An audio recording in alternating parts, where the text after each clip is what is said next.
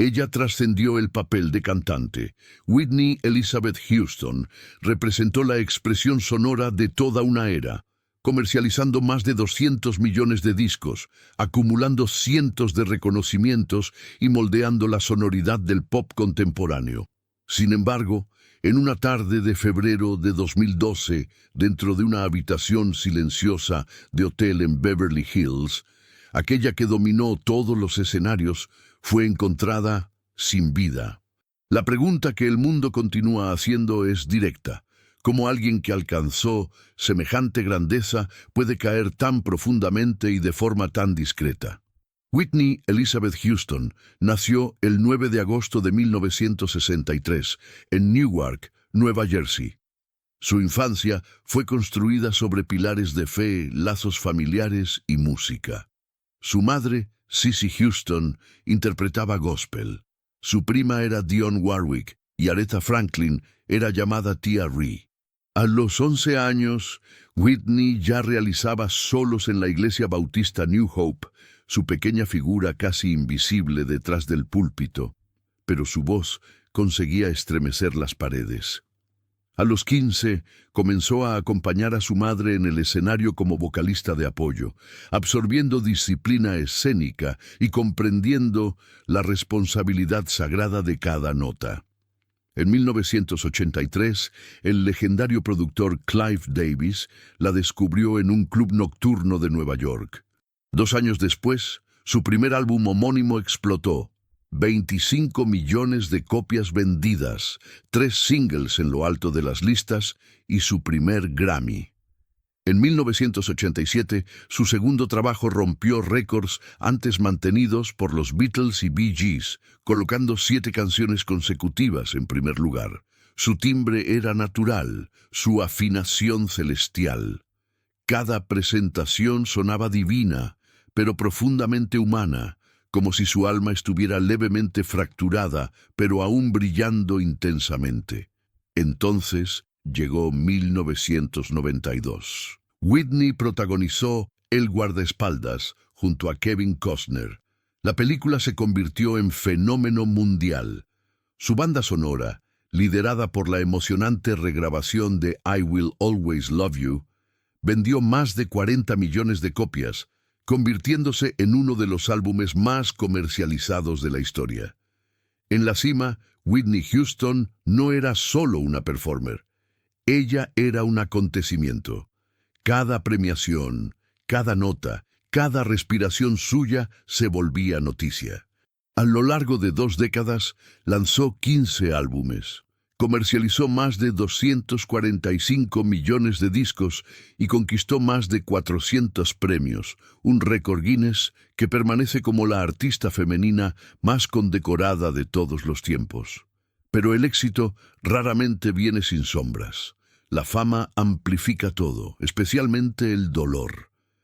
En 1992, en el ápice absoluto de su poder, Whitney se casó con el cantante de R&B Bobby Brown. El amor de ellos era eléctrico pero explosivo. Las discusiones se volvieron públicas. Los titulares sensacionalistas se multiplicaron. Detrás del glamour, el matrimonio se alimentaba del caos. Whitney ya había experimentado con sustancias desde la adolescencia, cigarrillos, alcohol y posteriormente cocaína. En los años 90, mientras la fama apretaba su cerco, esos hábitos se profundizaron. Amigos vieron el brillo desvanecerse. Entrevistas antes repletas de risas se volvieron defensivas, cortadas y tristes. Su adicción no era constante. Había momentos de recuperación, de fuerza, pero cada retorno la dejaba más fragilizada. Y aunque su voz aún llevaba el tono celestial, comenzó a traicionar fatiga. A los 40 años, médicos encontraron signos de enfisema, daño pulmonar causado por años de tabaquismo. Aún así, Whitney se negó a rendirse. Ella oró, entrenó y grabó nuevamente, preparándose para un retorno que el mundo esperaba ansiosamente. Febrero de 2012. Los Ángeles vibraba con expectativa por la fiesta anual pre-Grammy de Clive Davis, evento que Whitney había comandado innumerables veces. Este año debía ser su retorno. Se hospedó en la habitación 434 del Beverly Hilton Hotel bajo el seudónimo Elizabeth Collins. Testigos dijeron que parecía radiante. 3 días antes de su muerte, cantó una versión improvisada de Jesus Loves Me en un club de Hollywood, una voz de esperanza gospel resonando una última vez. Pero dentro de aquella habitación de hotel, la realidad era diferente. Cuando investigadores entraron posteriormente, encontraron ceniceros llenos de colillas, un espejo empolvado con polvo blanco y 8 frascos de medicamentos prescritos por 5 médicos diferentes. La asistente de Whitney la describió como inquieta pero animada. Ella tenía planes, nuevas músicas, nuevas películas, un recomienzo fresco, pero su cuerpo estaba exhausto, su corazón literalmente tensionado. En la tarde siguiente, 11 de febrero de 2012, el Beverly Hilton centelleaba con la agitación pre-Grammy. En otra ala del hotel, técnicos de sonido preparaban el salón donde la fiesta de Clive Davis comenzaría en pocas horas. Pero en la habitación 434, un silencio se había instalado. El tipo que parece equivocado. La asistente de larga data de Whitney, Mary Jones, salió por algunos minutos para buscar un vestido. Cuando regresó, notó vapor saliendo por la puerta del baño. Llamó. Ninguna respuesta. Empujó la puerta. El ambiente olía levemente a perfume y sales de baño. El agua de la bañera estaba hirviendo. Whitney estaba tendida boca abajo, cabellos flotando, piel pálida contra la porcelana. Mary gritó por ayuda. Seguridad y paramédicos llegaron en minutos. Intentaron RCP, adrenalina, oxígeno. Nada. A las 15:55, Whitney Elizabeth Houston fue declarada muerta. 48 años. Afuera, equipos de televisión ya montaban transmisiones para la alfombra roja de la noche, sin saber que la estrella más brillante de la noche ya se había apagado. La oficina del forense del condado de Los Ángeles asumió la custodia del cuerpo. La autopsia número 2012-01579 comenzó en la mañana siguiente. Dentro del laboratorio estéril, patólogos documentaron cada detalle. Altura, 1,67, peso, 68 ki, ojos castaño claros aún parcialmente abiertos. No había signos de lucha, ninguna lesión forzada, pero los hallazgos internos contaban otra historia. Sus pulmones mostraban congestión y edema, evidencia de que había inhalado agua. Su corazón reveló 60% de bloqueo en la arteria coronaria derecha, causado por aterosclerosis, una acumulación peligrosa de placa que estrecha el flujo sanguíneo. Para una mujer menor de 50, ese grado de bloqueo era severo. Los análisis toxicológicos detectaron cocaína, benzoilegonina, cocaetileno, marihuana, difenidramina, el relajante muscular Flexeril y benzodiazepinas usadas para la ansiedad. El cocaetileno, subproducto de la mezcla de cocaína con alcohol, es notoriamente letal. Aumenta la euforia pero duplica la tensión en el corazón. Especialistas forenses concluyeron que Whitney probablemente sufrió una arritmia cardíaca súbita, perdió conciencia y se deslizó bajo el agua. La clasificación final, ahogamiento accidental, con enfermedad cardíaca y uso de cocaína listados como factores contribuyentes. La autopsia también notó una pequeña perforación en el tabique nasal, signo clásico de inhalación prolongada de cocaína, y degeneración grasa en el hígado, consistente con ingesta crónica de alcohol.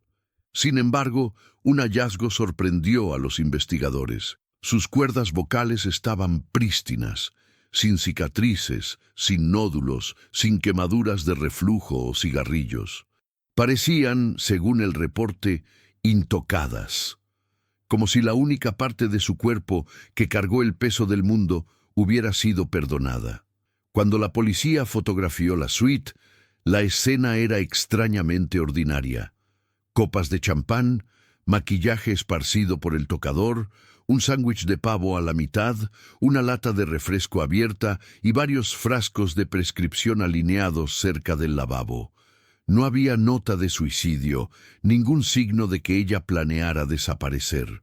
Su BlackBerry aún mostraba llamadas recientes, una para su prima Dionne Warwick, quien la había invitado a la fiesta pre-Grammy, y otra para su madre, diciendo, «Te veo más tarde».